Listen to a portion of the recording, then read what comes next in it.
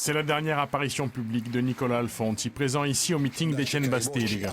Maire de Piane de 1962 à 2001 dans le sillage familial, Nicolas Alfonsi sera tour à tour conseiller général, élu de la première assemblée de Corse en 82, député européen, député puis sénateur.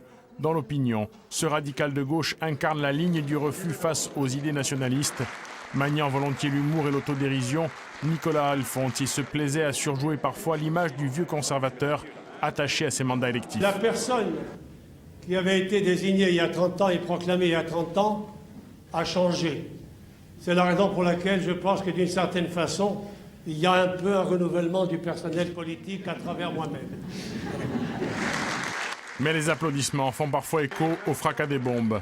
Les prises de position du maire de Piane suscitent la colère des nationalistes, des mouvements clandestins comme publics. Opposant au statut Joxe dans les années 90, il est contre le processus Matignon dans les années 2000. En 2003, aux côtés du maire de Bastia, Émile Zuccarelli, il mène une campagne victorieuse pour le non au référendum visant à supprimer les départements. Candidats au territorial de 2004, leur liste s'intitule « La Corse dans la République ».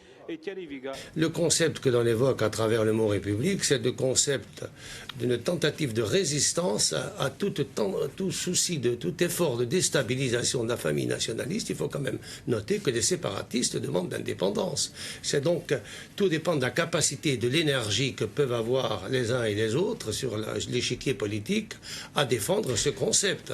Malgré ses positions tranchées vis-à-vis du nationalisme, Nicolas Alfonsi entretenait des liens d'amitié avec Edmond Simeoni. Les deux hommes ont failli contracter une alliance en 1982 à l'Assemblée de Corse.